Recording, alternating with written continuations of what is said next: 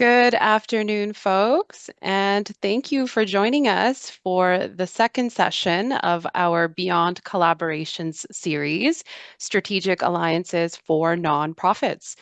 We are excited to continue the conversation about different ways nonprofit organizations can come together. Today, you will have the opportunity to learn about strategic alliances and work with your peers, reflecting on how nonprofits may benefit from working in this way. My name is Sandeep, and I am the Manager of Education here at Integral Org, and I will be hosting today's session. You can reach me in the chat at any time. To support your accessibility needs, you can turn on the closed caption feature. It's the double C icon on your Zoom toolbar. The live transcription option will help you follow along today's session, and closed captioning will also be available on the video link that you will receive of today's session recording. We're also testing out Zoom AI companion specifically for the note-taking feature during today's session. Our hope is to be able to provide transcripts of workshops in the near future. So if you do get a notification about that, that is what is going on.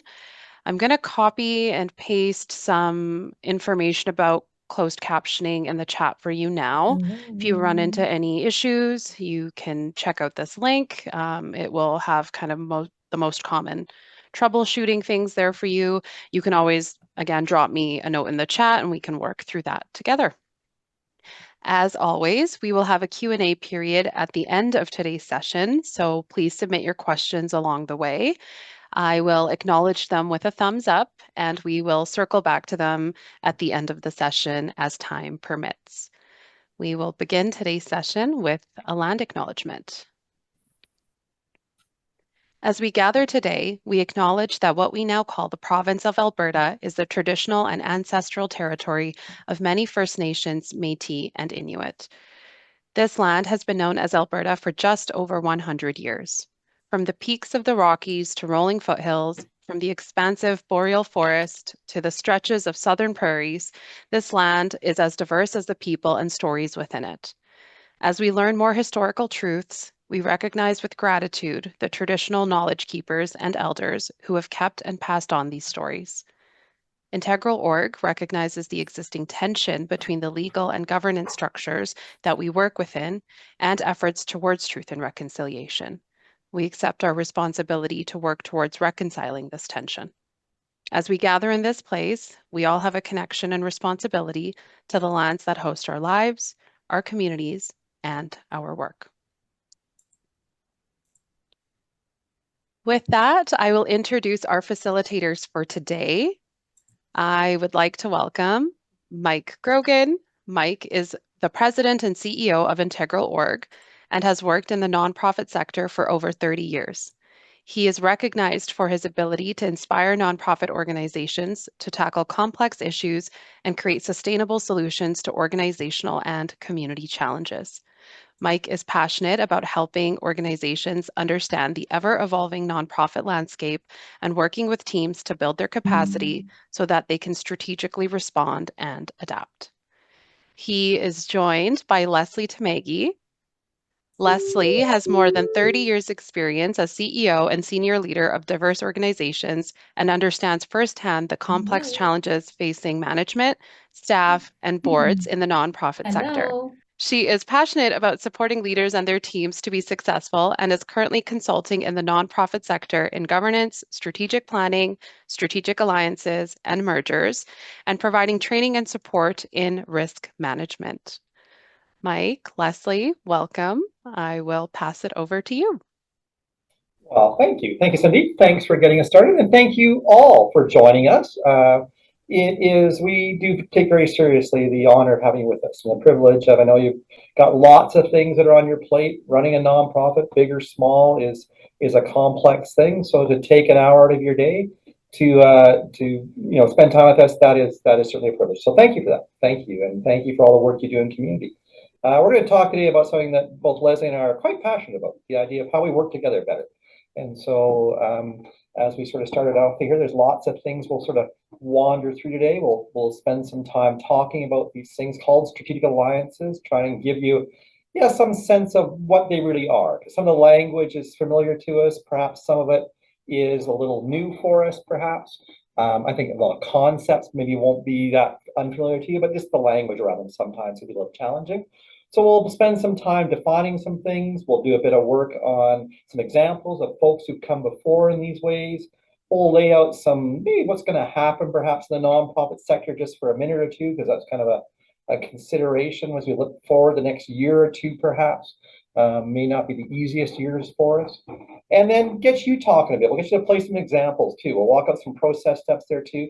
But we will probably put you in some breakout rooms at the end here, just to play with each other, talk to each other. It's about collaboration, so probably good that you chat with each other.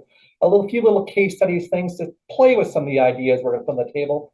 At the end, lots of time for questions as well. And then we will hang around afterwards. And there are some questions submitted on the before the session today and the registration there. Some questions fit, we'll try and capture those, but there's questions afterwards about things that perhaps fall outside this whole world of alliances. We can chat about those afterwards, perhaps. So we'll wrap up about 2 o'clock, but if you want to hang around and have a coffee, so to speak, afterwards, we shall be here. So today we're going to talk about these things called strategic alliances. We'll talk about some planning things and some breakout stuff and then some questions, and then we're out of here. So along the way, if there are things that, questions, thoughts, comments, as Sandeep said, please do put them into the chat. This is, this is for you. I mean, this is not about us sort of spewing out information. This is about you finding something that's of value to you and something that perhaps can help you in your journey. So with that being said, let's start to talk about these things. And as I say, this is an area that we a lot of us work in these areas, and maybe we don't use the same language all the time, but this idea of how do we work together? So an old sort of proverb, perhaps you're saying, if you want to go fast, go alone. If you want to go far, go together. And there's lots and lots of ways to do that. And a lot of it depends on who you are and the type of work you're going to do. It depends on the circumstances in your capacity. So I'll just give you a bit of a framework to start with here. And this is how we like to frame our work. And we do a lot of work in all these areas, I think. And it is the continuum of strategic alliances. And it gets a little confusing because the word alliance is the whole thing, of strategic alliances. And in the middle is another part where you use the word alliance again. So it kind of gets a little confusing that way. But it does move along continuum from the very far left of the screen, where you are very autonomous and you stay as an independent organization and you make a lot of your decisions, mostly like we work in the nonprofit world these days. I think this is kind of by far the most dominant thing we do, is to do our own work. But sometimes we start to think there's better ways to do things with other people. So there are collaborations, and these tend to be not necessarily light. They can be very important. They can do really good work, but they don't tend to be enduring. We're not changing it. We're not doing things forever and ever. These are time bound quite often. But the important thing on collaborations, and this is part of the continuum anyway, is that each decision-making power rides with you. If you move way across, and I'll unpack all these 3 different buckets in a minute or two here, to where it's really more integrated, where we're changing the corporate structure, these things called corporate integrations, mergers, alliances. We have a webinar we did, or a session that's online. You can go back and look at it on that topic, where we go delving into each of those terms. Those are really serious things because they are permanent. So that's the continuum, from very light, perhaps on one side, to really heavy on the other side. In the middle, a whole bunch of ways to sort of play in this space. Today, we're going to focus on that middle tranche. I'll explain these a few more here, but we'll focus most of our time on that middle area of the continuum. So again, collaborations. These, I think, are very common to us. We do a lot of work in this area. Decision-making power does not change. So as your board or your senior staff have decision-making power, it stays with the organization. So collaborations may last for years on end sometimes, but they're not permanent. You can move in and out of them quite quickly. Sometimes there's things called terms of reference and MOUs, things like that.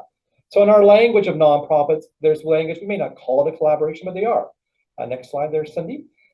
And so interagency collaboration, or a task force, we get on working groups, advisory groups. Sometimes we do work on papers, joint advocacy, things like that. So things where our organization, or maybe many organizations, are coming together to do a thing. That thing can be almost anything, but again, they are limited time kind of things. Okay, so that's roughly collaborations. And so they're very flexible. They can pursue, you're pursuing goals that are important to you and perhaps others that are aligned with you. It doesn't require a change in the corporate structure. They need to only last as long as you need them to. So if you want to sort of pool some expertise, some voices you need to bring to a table, a collaboration is great. Sometimes amplifying a message, whether that's policy or otherwise. Some creating wisdom, just getting folks in a room and sharing ideas, those kind of things, or tackle social issues that are perhaps beyond the scope of your organization. So that's in a bucket in a really quick way, collaboration. If we move to the very far end, I know I'm jumping way ahead here, but we're going to focus on that middle piece in a second. This is where we move to the continuum, and it's really you're more integrated and far less autonomous. In fact, you're maybe becoming one entity, quite likely in this idea of mergers. That's kind of the word we use. It's a bit more than that. A merger is one type of bringing organizations together. Again, we've got a video on this out there. There's lots of materials out there. But this is really, tend to be very permanent. So next slide there, Cindy. This is where, this is a little more serious. So that these are both kind of maybe risk reward or effort. What you want to do has to fit with the type of alliance you want. When we're talking about a corporate integration, you're making a fairly major change. Sometimes that is driven by circumstances. You're not going to survive alone. Sometimes it's just, the one organization is just not going to make it. You need to join somebody else. Sometimes it's very strategic. You're both fine, but there's just a better opportunity to do things out there. Sometimes you need more experience and skills. Sometimes it's just, doing some efficiencies and collecting sort of administrative stuff. Again, mergers, amalgamations, consolidations all have very specific ways of being acted out. But again, so this is one where once you go down this path, you're probably not coming back from it. So this is permanent, collaboration is temporary. And in the middle, before we do this, I'm going to give you an example of one. We'll give you a couple of examples of one. This is an example. We've done a number of mergers over the years here at Integral Org. This is one that Leslie had worked on in her practice from National Arts Center. Maybe Leslie, just give it a bit of background as to why and how this one came together, just as a bit of an example of this world of mergers, or so to speak. Yeah. Sure, thanks, Mike. So you might have be aware of National Access Arts. It was formerly known as Indefinite Arts. So a number of years ago, I say a decade ago, Indefinite Arts was an arts and crafts program for people with disabilities. And their new CEO came in a number of years ago, JS, and he had a much bigger vision. He had a vision for a national organization that was interdisciplinary and offered people with disabilities every kind of arts experience. He also was very adamant that artists, got the recognition that they deserved on the scale that they had, that they deserved, and got paid for their work as well. And so he was very interested in aligning with other organizations that had different kinds of arts offerings. So they collaborated for a number of years with MOMO, which was a dance organization for people with disabilities, and also with Artistic Expression. So Artistic Expressions focused on people with physical disabilities, but were providing art training. And so there was a merger, and I facilitated this merger. It was very interesting. So both both MOMO and Artistic Expression ended up winding up their affairs and transferring their assets to National Access Arts and merged into them. And so this allowed, which then rebranded as National Access Arts, it allowed them to offer all different kinds of artistic opportunities for their artists. And it really just leveraged their ability and have now exploded across Canada. They are in Toronto, they're here. You may have caught the news of the last couple of days. They've been on the news multiple times for successfully bringing in federal funding and provincial funding for their capital project. So they are going to be front and center in the sector for, I think, probably forever, with just what they've been able to do. And a lot of it was just because they thought big and they went out there and found partners who wanted to work with them. And so this merger has really allowed them to transform their agency and provide much higher level professional services to the individuals that they support. And as I said, across Canada. So thank you, Leslie. Pretty fun to be part of that. Yeah, if you're heading to that place where you're talking about mergers, now you're into a much, certainly more heavily sort of weighted. You need some legal advice in this one. This is stuff you probably don't do alone. And So if you're heading that way, we do sort of free legal clinics. Reach out and talk to us. We chat about this stuff all the time. Doesn't have to be us. There's lots of folks out there as well. But when you move to those more serious and more heavy lifting type ones, those are the things that you need to sort of enter into a bit cautiously, because they may have a big upside like you got with national arts. There's also lots of risk in those places too. So yeah, one of the premises we work upon here is do no harm. So you don't want to harm the current model. Yes, there's an upside. In the middle of these two, collaborations being very sort of open and non-permanent, merges being permanent perhaps. In this middle is a wide range of ways to work. And that's what we would call formal alliances. And those two words are really important. They are formal. These aren't just ad hoc. They're not just getting together with folks and sort of planning things out. They do tend to be very structured. And they really are working together with different groups, maybe 1, 2, 3, many groups in this kind of piece. But they're not necessarily permanent, but for the foreseeable future, they are in place. So these are more structured, often working under an MOU, memorandum of understanding, or some sort of agreement, maybe not fully binding in terms of a legal document, but really setting the course. And we're also giving some things up. We're starting to share decision-making power. We're in collaborations, you keep that decision-making power as organization. Now we're sort of starting to give some things up here perhaps, and saying that my success is dependent upon you, so something has to give. The merger side is one entity, so the decision-making power is kind of baked into that. There's a lots of room within this place, and some of these definitions kind of merge across each other. We can use formal alliances in a whole bunch of ways. Joint programming for on an ongoing basis, maybe not just a one-off committee. Administrative consolidation, maybe you bring the organization in all the back office stuff, or other joint ventures, maybe a social enterprise. So the categories, we can work with some of these things. There's lots of room within that. So it's basically changing our operating model in a not permanent, but long-term way to work with another agency or group of agencies. So I'm going to give you some examples here, and then we'll talk through some of the things. So these are just another quote from La Piana. That's where we're drawing this stuff from. We tend to draw Canadian, but conceptually, this is a nice way of framing things. They can accelerate success. But again, being really well thought out, making sure you're staying true to your charitable purposes or your organizational purposes. You can't just sort of come together with folks and change your mission this way. So you're still true to what you're going to do. They can enhance programming or streamline your administration. Maybe it's a revenue play, maybe not. You never know. They're not always the same reasons. So lots of ways of doing this. Consolidation on the administrative side, maybe some fiscals kind of stuff, and working together financially, all kinds of stuff. So here's three that we sort of pulled that tackle it in a different way. Okay, I should watch my slides because this one's coming up next. So they can be very effective. They are formal. They're more longer term. They take some work. So these aren't things you probably do off the side of your desk. This is a very strategic business decision. If you're going down that road to say, I'm going to work with somebody for the next 2, 3, 5, 10 years, I need to make sure that really is strategically driven, not just opportunistic. There you go. So lots of more efficiencies in here, perhaps. Maybe not, but you can develop some organizational efficiencies. You may change into expanding programs or new programs or better delivery of your current programs.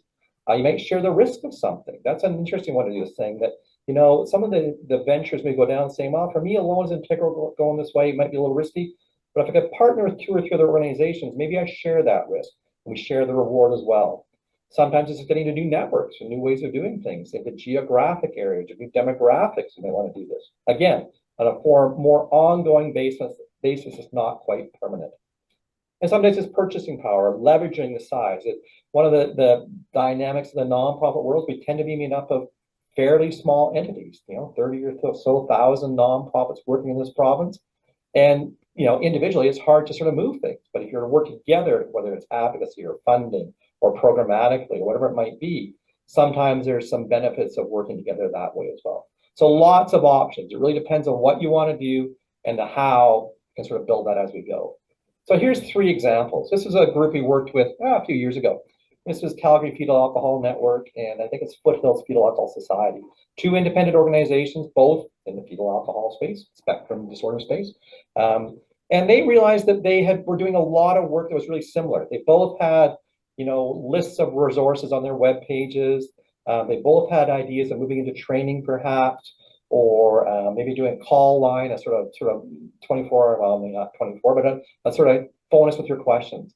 And realized that as they were heading on that path, they were very good at working together, but they overlapped in a lot of ways. And so their idea was, what if we both took down all, actually took down their websites? Maybe they created a new one, but they took the resources off their websites and said, let's make one common place for resources on fetal alcohol spectrum disorder.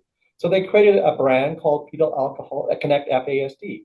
So it's not an entity, it's not a permanent thing. They're both still independent organizations who put resources into a common website to start with, saying we've got resources, you've got resources, now there's one place to shop for resources. So reducing some confusion, maybe leveraging some skills in terms of each had some different skill sets to put in there. And from that, other things like shared training, or perhaps a call center came up, or a call like for that. So really quite interesting. I think it was quite neat that they put the user first, saying what's a better way for people in Calgary and into Southern Alberta a bit to access resources. I mean, they were so humble about this that they didn't put their names on it. They created this brand and said, we said, you maybe should put your names at the bottom saying it's a product of these agencies. And that was a bit of a reminder for them. But quite remarkable, very much client-centered, better use of resources, a little more efficient, and creating something that doesn't have to be here forever because it's not a new entity, but got better resources out there in a way that is better for the community. Another one, this was for folks in Calgary. I know we got folks from all around the world perhaps joining us. But if you were in Calgary, a few years back, you would have probably heard the Resolve campaign. And the Resolve campaign was essentially a fundraising campaign of 9 organizations that were in the affordable housing space, a bit of homeless stuff, but mostly in the affordable housing space here. All likely doing and very much doing their own builds, their own fundraising, wanting to put up a number of different units in their own ways to solve affordable or deal with affordable housing. I don't think we're quite solved that question. But recognizing that when you've got 9 agencies at least, and maybe more than this, playing in the same space for the same dollars, that's a tougher sell. So Resolve was a collaborative fundraising activity, really well financed, really well structured, professional fundraisers doing it, but took together these 9 agencies and they stopped fundraising for this type of work for their new builds and did it collectively. I believe the goal was just a little north of 100, maybe 120. I don't think they quite got that, but we're quite successful to say we will combine our energies and our efficiencies and probably our bandwidth to do fundraising, to do it for the collective, and they had agreement how those proceeds would be shared.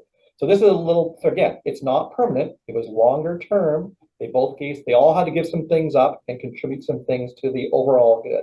And then it went away. Once it was done, they raised the money, built some buildings, and off they go again. So I think a really good example of an alliance. This is one that's really interesting, and whether they exist anymore, I'm not sure, because they're not a formal entity. This is a group that's out of the Chilcotin Communities Cooperative area, and this is Williams Lake, BC. And this is probably a little more, not necessarily informal, but probably less structured way of working together. And this started with 5 agencies in Williams Lake, BC, who the executive directors would meet every Monday morning. So they said, we're going to meet every Monday morning as 5 EDs and say what is the best for our community and how should our agencies engage that or not. So things like a funding opportunity might be offered, through government, wherever, and they would decide who should apply for it, how those funds might be best used for the community. You'd have to negotiate that back and forth because, like nonprofits, we'd like to apply for funding when it comes up. But was that the best use? And by doing that kind of work, they almost doubled the revenue into the community over the next few years. That collaborative approach, a little give and take, it took commitment. They had to be there every Monday morning. It wasn't sort of voluntary.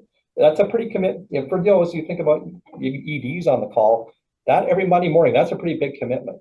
They could also do things like staff in each organization. Say, listen, I've got a staff person as a manager of finance. They need to move on. I don't have room for them. Does somebody have a director role? They can move staff back and forth. You could have organizations that have perhaps their own facilities, and another organization had money for rent. You could rent space in that facility and turn cash into unrestricted income. So it worked because it was longer term. It was very committed. It wasn't necessarily structured as an entity, but really, really big results for the community. So lots of ways to do this kind of stuff. It's not one model. So you need to think about it's what you want to do. And Leslie's going to talk about the why here in a minute. If you're looking just to pool expertise or sort of tackle some things on a shorter term basis, that's a collaboration. If it's longer term, perhaps more specific and maybe higher level outcomes you're trying to get to, you may be looking at something like a joint venture or sort of strategic alliance in that place. If it is the idea that you're going to change the whole DNA, that's maybe up to a merger or a corporate integration, that's permanent, that's a little more enduring. So those are the things you sort of think about, is what you want to do, what's the best structure, and have some conversation with folks to get you to the right structure. Remember, everything you do on structural pieces, it's got to follow what you want to do. And that's how we kind of build nonprofits. This is kind of an adaptive model once you're down the road a little bit. I want to get to some process stuff too, but I want to talk a bit quickly about some of the drivers. And we'll talk about what drives these things. Sometimes they're opportunistic, sometimes they come out of need. And so this is just a little side here. Just think about, what are we seeing in the nonprofit sector in the next few years? So we pulled a bit of stuff from some of our data and some of our reports that we do. We do a lot of environmental scans. We're doing strategy work with nonprofits. And for me, and just to give you a caveat, I'm an economist by background. They do call that the dismal science. So here you go. It's always bad news when you talk to economists. Just put that on the table. That there are probably some indications quite strongly that this 2025 is not going to be the best year for nonprofits. We got a good budget, perhaps a couple of weeks ago, kind of a status quo budget, maybe never quite enough, but didn't have the big cuts that are always sort of forecast before every budget. But there's some things that linger. So the last 2 or 3 years, inflation was high. I know it's down now, but the pressure out of COVID, out of a recession, out of inflation, that's taken a toll on the sector. So some of the cracks that may have started to form a few, years ago, perhaps, might widen as it gets tougher. So the idea that we maybe aren't as strong as we have been in the past. Affordable housing, and not just for folks who do that. Every strat plan we do these days, so I can't find places for my staff to live. If I don't have staff, I can't go to my programs.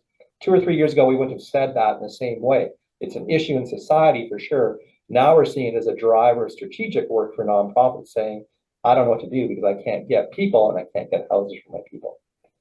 Lots of uncertainty, in case you haven't noticed, with our neighbors to the south, and this idea of tariffs or not tariffs or restrictions. Who knows? I mean, it's 1:30 now. I'm sure it's shifted today somewhere. But the idea that uncertainty is really hard, and it's uncertain. It has a lot of ripple effects.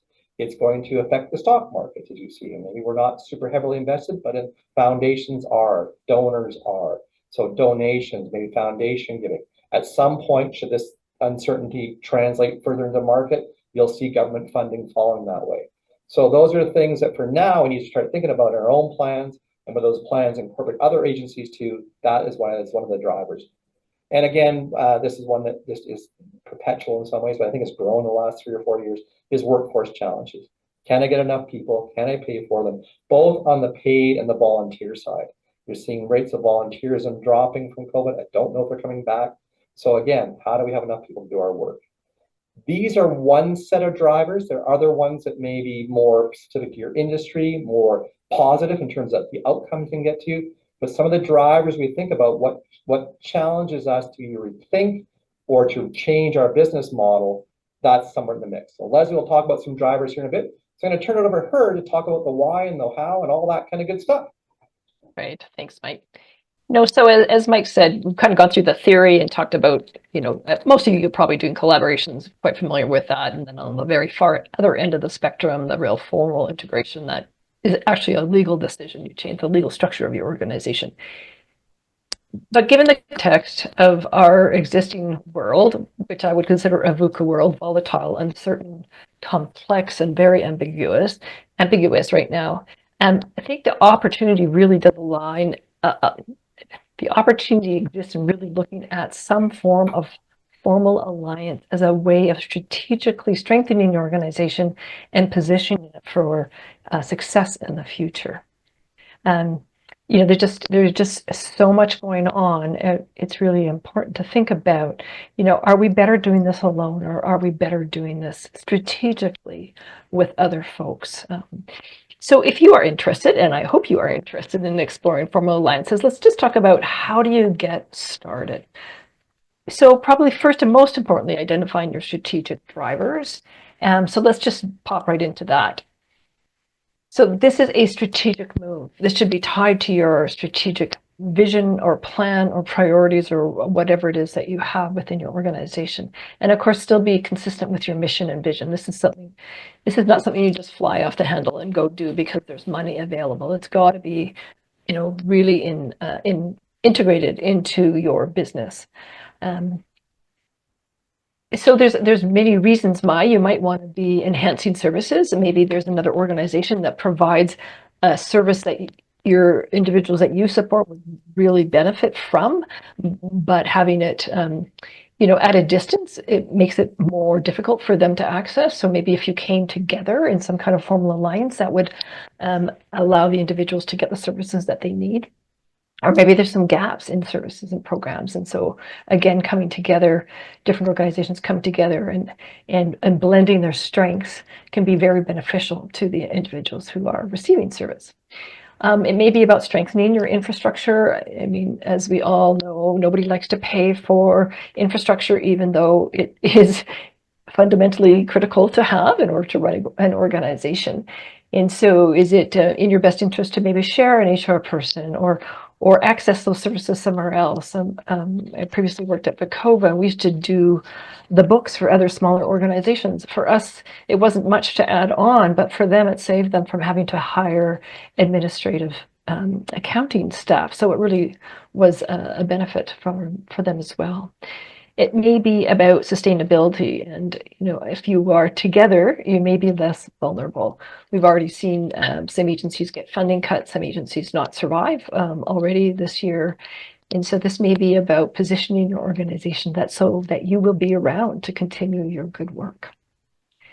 We recently worked with 2 large agencies who were exploring this, and the timing wasn't right for them, but they really believed if they came together, they would be in some kind of formal alliance, they would have much more influence in terms of their advocacy and be able to impact the decisions being made at the government level that directly impacted their services.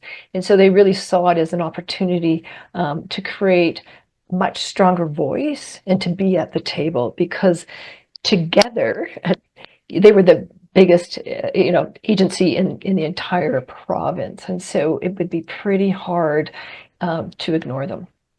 And then sometimes in this chaotic world that we're currently in, we just can't keep doing the same thing. Sometimes we need to shake it up, and so this might be a need for disruption, but again, it's not permanent. You can always get out of it. There's exit ramps, and so it's kind of an ideal way to test out some of these things, to see how you, again, can strategically position your organization. It's also really important to determine your own readiness. And people that we have talked to and worked with have gone through this process. They found this self-assessment piece really, really valuable, because you have to sit and take a really hard look at your own organization. What are your strengths? What are your weaknesses? You want to present it as a desired dance partner, right? You want to be bringing positive things to the table, but you have to get yourself kind of organized and figure out, where are your gaps as well? Because you don't necessarily want to align yourself with somebody who has the same issues as you. Maybe you want to look for someone who has strength in the area that you're weaker in. What are we willing to give up? As Mike mentioned, we don't all have extra bandwidth, right? And so you might, in order to pursue this, you have to resource it. This is not just every once in a while you give it a little thought. You have to invest in this. And so you might have to give up something in order to make this happen. And that might not necessarily be a bad thing. Sometimes it's really hard to give up stuff you need to stop doing potentially. And then what risks can occur? And those could be upside risks as well as downside risks. It might be to your benefit to take on those risks. Timing is often an issue too, though, if you have maybe turnover at the senior level or just going through some real challenges, it might not be your best time to pursue this. But again, it depends on what you're hoping to accomplish. And then how do you find an approach and a partner? So it's important to think through this, like, what are you looking for? What are you trying to achieve? And then in order to get there, what do you need? What do you have? And what are the areas that you want to look for in another partner or partners?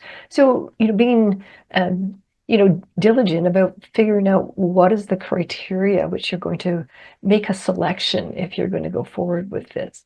And of course, depends on what kind of alliance you're doing. If you're just shopping for someone to maybe take on your accounting, you might check out a couple larger organizations, check their audited financial statements, interview them, that's about it. But if you're doing something that's, maybe looking at going together on a funding proposal or some big fundraising campaign together, you're probably going to want to do quite a bit more due diligence and really figure out what are you looking for. You may have someone in your inner circle already, so look at your existing relationships, but don't limit yourself to that. I mean, if you can even advertise like some kind of RFP saying you're looking for a partner. That might bring people to your attention that you never had thought about before. But things you want to assess, can you trust this person? I mean, this is somebody you are going to get into a relationship with. And so what's the level of trust and do you feel you can get to where it needs to be? And what's the history of the organization you're considering? What's their reputation? And what are they bringing to the table as well? So you can even play the field for a while. You could try out a couple different organizations and see what the fit feels like before making a decision. And again, that's a nice part about these formal alliances is, there is off ramps along the way. So if it doesn't work out, you haven't legally bound yourself to something for eternity. So I just want to take a quick minute here. Have you think about what's your kind of current and future environment? What's the most pressing issues that you are facing as an organization? And have you given some thought to how a formal alliance, whether that's joint programming or administrative consolidation or some kind of joint funding thing, how that might be a benefit? Is there anyone considering it and why, or is anyone already doing some kind of formal alliance? And so if you wouldn't mind just throwing it in the chat, we'll just take a second here and see where people are at with this. Anybody got anything going on or thinking about it?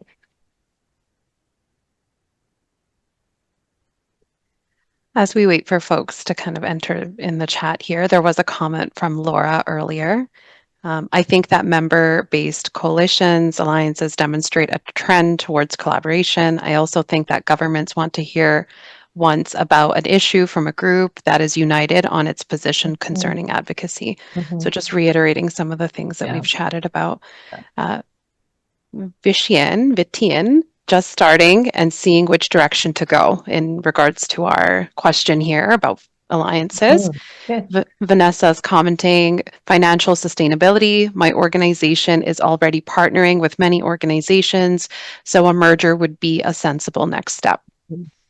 Yeah, and that's a really interesting point, Vanessa. Like often people start in collaboration and then move along the continuum, and they maybe become a more formal alliance, and then they might start really thinking, do we need to be looking at legal change in terms of a consolidation or amalgamation or some kind of merger? What makes sense?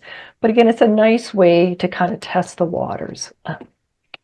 Okay, let's move on because we want to make sure you have time to work on some scenarios. Okay, so planning a formal alliance. There, again, it depends on the kind of a formal alliance you're looking on, how much planning will go into it. But we just want to present to you some things to think about. The first one is, there might be stages in the planning process. So you might start very informally, maybe a little letter of intent between two organizations. You're going to spend some time chatting, but you want it to remain confidential. So, you're just kind of feeling each other out. And then you might think, okay, this seems like it could be something. So then you might move into the next stage, which is more formal, where you're working on a memorandum of understanding, which is a more formal agreement between the two organizations. But again, there's still off ramps on this. You're not committing for the rest of your life. You're committing for a time frame, but there's always kind of ways out if it goes sideways. In terms of considerations, some things to think about there. Can you do this amongst yourselves, or do you need some outside help? And sometimes it's really hard to be facilitating and participating fully at the same time. So it might be worth seeing if you can bring in someone from external and even get some funding support for that. Who do you need to involve? If it's say a joint programming initiative, you're probably looking at involving some of your programming staff. Do you create a task force? If it's, strictly I'm looking for someone to do my accounting, you're probably not going to involve a whole lot of people in that. Do you need a legal consult? And if you may need this if you're looking at how does this impact my objects or by articles of incorporation to make sure that you're not going offside. Making sure that you're clear on what your desired outcomes are. What are we trying to achieve here? And is this the way to do it? Making sure you have mission, vision, and culture alignment. And this is always the most interesting thing. And in any kind of formal alliance, or as you move into corporate integration, this is often what makes or breaks them is can you really come to a point of alignment with what your deep-rooted values are that drive your organization? And then always encourage you to conduct some due diligence, again, depending on what it is you're doing. That may be sharing some HR information, some financial information, operational systems, those kinds of things. But again, this is usually under some kind of confidentiality agreement, but you are opening yourselves up, saying we're going to share this information with each other so that we can make an informed decision about this. There are other people who've gone through this. I would encourage you, if you're thinking about it, to reach out and learn from other people. As mentioned, you might need an MOU, and you may need some legal support to do this. And then how are you going to know whether it's successful? So how are you going to evaluate that? And lastly, I just wanted to mention communication. And we developed this framework when we were working on mergers. And so you probably don't need all of this, but this framework has been quite helpful for us to think through. At the end of every meeting, we always spent a few minutes talking about what are the key messages that need to go out? Why is that message important? How is it going to get communicated? When is it going to get communicated? Who is it going to get communicated? And what is not going to be communicated? And we would spend time saying, okay, internally, we'd work through all these boxes externally. And maybe there's nothing to communicate, and often there wasn't. But it makes you very conscious of the fact that you are holding information if you're participating in this. And the pros and cons of sharing, and when is the right time to share, and how much to share, and all those kinds of things. So making, again, those decisions being made with your eyes wide open. Excellent. Okay, Mike. Thank you, Leslie. Lots there. And again, if there's things, and I hope there are, that maybe just sort of pique your interest or plant a seed, we're always here to chat. And that's what Integral does. We're here to walk alongside you wherever you're at, and the issues and the ups and downs of running a nonprofit. If this is in your wheelhouse or other things, then please do reach out. So we're kind of going through a lot of stuff. I know there's lots there. You'll get the video, you'll get the PowerPoint. But I think a lot of this stuff just begins in conversation. So we're planting some seeds, and we're giving you a chance to have a conversation. We'll put you into a few breakouts here. So we're going to put you in probably 6 different breakouts, and we're going to give you a couple different scenarios, 3 different scenarios to play with. So you're going to probably chat with each other, as collaborations and joint ventures probably need you to do. So we're going to give you probably just 5 or 6 minutes. We'll see how time goes here, whether we have to pull information out. We're going to put you in a breakout room. Sandeep's going to magically send you off here in a few minutes. When you get there, you're going to find the scenario that aligns with your breakout. So if you're in breakout room 1 and it's scenario 1, you will look at scenario 1. Sandeep, I don't know if we can show this or not, but we can maybe do this. I can't remember how that works. But there's 3 different scenarios. We try to pick 3 different kind of common scenarios that might affect a nonprofit. Some funding things, some program things, maybe some personnel things. Those tend to be some of the big drivers of nonprofits. And giving you 2 agencies that are perhaps thinking about how should we work together. So you can sort of read through the scenario. They're not long. They're very, very short snippets. Think about what might be driving these things. Sometimes it's self-evident. Sometimes you might read other things into it. Maybe discuss what they might do together. It's the pros and cons. You don't have to sort of land on, if you think it's a certain type of alliance, fair enough in that joint programming or joint administrative stuff. But think about what would be good about this and what would be hard about this. Because in each of these things, there's pros and cons. So you're going to be in a breakout room with some folks you perhaps don't know. Best way to start, have those conversations. Read the scenario. It'll line up fairly nicely. Sandeep, I am right. It'll be pretty easy to figure out what scenario is yours. Is that true? Yes, I'm just gonna skip ahead of these slides here. So this slide here will be shared in the breakout rooms as well. So like Mike mentioned, your group will be named the scenario that you are assigned.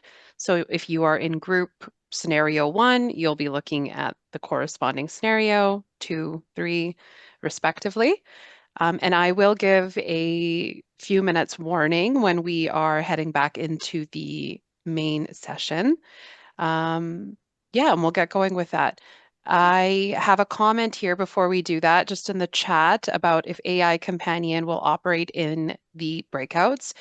I'm not certain. It depends on, I think there's been different AI companions operated, but I will connect with you individually if that's a concern for you. We can bring you back to the main room and you can exit whenever you're in that room to come back to the main chat as well. So you have a bit of control there. Okay, we're going to go into groups now. Okay, see you in about 5-6 minutes. Go be brilliant. Okay. Excellent. Well, thank you for playing, folks, and thanks for bearing with some of the challenges of randomly putting folks into breakout rooms. I hope there was some, whether you followed all the things that we kind of envisioned our heads would work, that's not the big piece. Hopefully you had some conversation. So if there's any insights, well, let's go through each of the scenarios. If people want to hopefully just throw out some thoughts verbally, that's always way less awkward, but let's see what we can do. Did anybody work on scenario one? This 2 agencies, one large, one small. The small agency has a very unique service, very niche things. They've got some funding. Large agency, broad. Did anybody work on scenario one with some insights of why or why not this might work? You can be sure quickly, Shark. Can you hear me? Yeah, thank you, Brian. Yep. Yeah, scenario one. So we felt like there's obviously a nice programmatic connection. So we thought some form of joint programming could potentially work, specifically around the area of addictions. We thought that would be the obvious choice there. And then potentially some kind of arrangement. We were thinking about, I wonder if the organization that's larger could maybe subcontract the organization that's smaller to kind of carry out specific services related to the addiction piece. So those are some of the areas. It seemed like there could be a really natural way for those two groups to partner with one another. Fantastic. Any downsides? Any risks in this whole thing for either? What you might have thought of? Yeah, one brought up at the end was that this smaller organization kind of has its own unique flavor and this unique offering. And is there some risk that working together might erode that somehow? Or kind of overpower it so that it loses some of its flavor somehow. Yeah, and that's a great insight, I think, too, because I think sometimes you think very tactically. We can get something done better, maybe it's more efficient. There's a cultural piece too. And if you've got that certain feel as a smaller agency, and not that the large agency doesn't have that, but maybe it's a more risk because of the power dynamic. Fantastic stuff. Great insight. Scenario two. Did anybody work on scenario two with any sort of thoughts or insights? Great start there. But anybody who took a run at scenario two in the kind of hodgepodge of scenarios and breakouts? Hi. Yeah. There was a group of us who worked on scenario two. We said it had to become a administrative consolidation as a first step before likely a merger. The key notes there for me and for our group were that there was the leadership turnover, financial mismanagement, and original founders on the board, which the biggest con and barrier is that because of the financial mismanagement, it was likely the board had put their trust in an executive director or a leader who then took advantage. So now they're in a place where they have a stranglehold on anybody who comes into that leadership position. So they're micromanaging, they're overbearing because they're afraid. So they have their own trauma. So anybody who's coming into that position, trying to help make changes, is fighting against a wall, so they leave. So the only way for it to work is to have someone agency A trusts guide them into the relationship with agency B, and they already have to trust agency B. Fantastic. You put some more flavor to that scenario too. Micromanaging, all kinds of stuff. Yeah. I have feelings. I have been in organizations who've had both of those issues.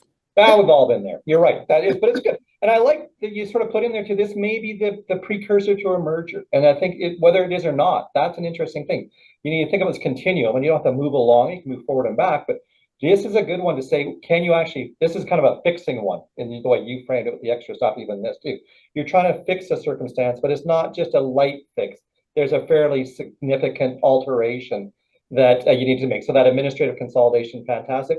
And it's a bit like, you know, do you date first and then see if we're going to get married in the merger side? Maybe not quite the best analogy, but not bad. So that's a great one. Other thoughts on this one? I know that the folks, anybody else work on this one? Any insights? And we'll jump over to 3 here in a second. Alrighty. Scenario 3, a little bit different. Small and medium agency joint funding proposal. Oh, woo-hoo, money's out there. Anybody work on this one? Any thoughts on this one you might want to share with us? Yeah, I did with a couple other people, and there's just a lot of the scenario just right away sets up some red flags because it's sort of government and the government with a long-term project that require, you know, that kind of collaborative work between a small agency which doesn't have a lot of you know, bandwidth versus a medium agency that has excess capacity in their administrative services. I'm not sure what agencies have excess capacity. They usually fill it really quick. You know, if they have something, they're already putting something to it to expand, to do something else. But in this situation, government funding that can do something short term, where, you know, like these two nonprofits can collaborate to do some small term project. You know, it was mentioned earlier that the small agencies, they have the, you know, unique culture and they have the unique sort of identity, and they wouldn't want to be subsumed by the larger. And if the medium agency has the larger capacity to do things, it's more likely to sort of step in and kind of take over in a way that might make the smaller agency feel a little threatened. But it looks like there's a possibility to do it. But again, that, you know, like with this situation, like the word long-term project versus like a 1-year project or something where a specific date, a deadline would be done, that, you know, we were still going around and around to like, what would be an example of this that we could actually apply in our brains to, you know, then think about the whole proposal. So, you know, I'm not sure we thought of every possible aspect involved here. Well, you had 6 minutes, Phil. I don't know what you're placing time on. 6 minutes can solve all these problems. Come on. I like that you start with the idea of red flags. And I think that is an interesting way that when you start to go down this path, I mean, collaborations may be a little easier. And this formal alliances, and certainly up to mergers, the idea that more of them don't go through than do. And that idea that it might be just a concept at first looks good, but as you get into it, that healthy skepticism and say, okay, you know what, why is this not going to work? And it's kind of you can sort of picture this thing as a framework to say, is this a route forward? And you sort of test things against it. And if there's red flags or things aren't going to work or it doesn't quite fit or other ways of doing things, that's a fantastic way to use this kind of body of knowledge too. So yeah, I think that's an interesting way of doing it. And the idea of who is a nonprofit excess capacity and what are you waiting for? Yeah, we're right. A good kind of, you know, caution, like, where are these people? Why aren't you doing stuff? So I just wanted to add in there, Mike, we've worked with several different groups who ended up not going forward in a formal way. But at the end of the day, they all said it was absolutely a worthwhile experience to spend time with that other agency, and that there will be benefits. And it may not be a formal alliance or a merger or something like a corporate integration, but there will be benefits coming out of the time spent. And so, you know, it is an investment for sure. And it may not end up where you think it ends up, but everybody has said it was worthwhile. So that, you know, it's an interesting thing. You don't always have to end up where you thought you were going to. yeah, I think there's an interesting quote that's popped in there that you can sort of collaborate. You're going to look very similar and lose their identity and form the idea of government. You're going to say that, you know, and I think sometimes we cultivate those things. You like to say we're the go-to. We have a brand or something that's going to allow us to separate ourselves. And in our planning work, we talk about competitive advantage. What separates ourselves from the nonprofits? You're right. So and that's the risk reward. This is the give and take on these things, saying, yeah, maybe there's an upside, but none of these come without a cost. And that could be on brand or identity or autonomy in some of the things we've heard here, or control of our destiny, perhaps, or even longevity if you can be assumed by somebody. So I think it raises that question again, is saying, you've got to balance out both sides of the equation. There's never just an upside on these things. There is something you're going to give up. And the more formal you are in your alliance, the more longer term, the bigger the play, I think the more those things come into play. Maybe we'll just sort of give you a bit of time here before we close out. Thank you for that. Thanks for your playing along with this. Thanks for your insights. Great thoughts. There are some questions here. I don't know if we've answered some of them. There's some that we came in advance. We might want to sort of take offline. But any final questions or thoughts before we do a bit of a wrap up here in the next few minutes? Oh, there we go. Question slide. Fantastic. Verbally, chat, whatever might work for you. Anything that comes to mind you'd like to make sure you get off your sort of head right now so it's not bugging you at 3 in the morning. There was a comment here, a question from Carla. We are concerned that if we collaborate and overlap services too much with another organization that is very similar to ours, that we would lose our identity in the eyes of the government and one of us would lose our funding completely from the government. Is this a valid concern, or does the government want to see us working with other organizations to offer similar services with each of our organizations getting their individual funding? Yeah, there again. So that's the exact quote we just talked about a second here. That's the idea that there is something to give and take here, right? But I think those are things too, and I'm going to expand on this a bit further than the idea that those are things you can negotiate along the way. Those are why we do some more planning these things and say, you know, when we start conversations like this, we kind of start with what's the non-negotiable here, what's not going to come off the table. And if it is things like identity, and as we went forward with, if you sort of tied that to the third example of the RFP, that going forward, we will make sure we remain as independent agencies, that we don't lose our brand. We're not changing the corporate structure. So you have some control of that, whether or not it works out that way or not. You never know how things work over time. But you put those things on the table. If it's a worry, every concern is valid. So if it's a worry, put it on the table and work your way around it. Yeah. Oh, any thoughts? I don't want to cut you off early, but I want to keep you when you're not sort of, needing to. If there are things, and this is, kind of a sort of very quick and I think, a lot of information for a very complex topic. If there's things that sort of tweak your imagination and think, okay, I just want to have a chat about this, reach out, maybe online, you can just book times with us all the time to have a conversation. That's how we start, and that's how all these things start. All change begins in conversation is a quote we use quite often. So without any further ado, I'm going to turn it back to Sandeep to wrap us up. Well, thank you, folks. Thanks for being here. Thanks for playing. And thank you for all that you do in our world. Thank you so much. Thank you. All right, folks. Well, that is it for today's session. On screen right now is a list of references for today's session. These will be included in the copy of resources that you will get post-session. So please expect this in your inbox. And thank you for joining and participating and all of your thoughtful comments and questions. We hope that the session was informative and relevant to your nonprofit needs and interests.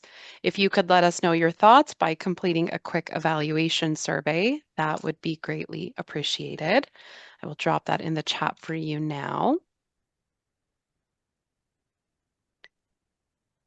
We recognize that the questions you have may require a more in-depth conversation about your organization specifically. So for support like that, we encourage you to access one of our free problem-solving services. This could be a short phone or video consultation or a 1-hour problem-solving session called a clinic. These meetings happen between your team and one of our integral org experts. Clinics and consultations are a part of our mission to educate and support Alberta nonprofits. We are here to help. You can find out more by visiting our website or by giving us a call. I will drop those details in the chat for you now. Integral Org is a capacity builder and a nonprofit ourselves. Our goal is to equip you with the knowledge and support you need to do your best work. We work in many core areas, including governance, strategic planning, risk management, legal compliance, financial management, leadership development, and more. And we work with nonprofits at any stage of their life cycle, using a multidisciplinary approach to address your most pressing concerns. We're here to walk alongside your nonprofit development journey, so please do not hesitate to reach out to us.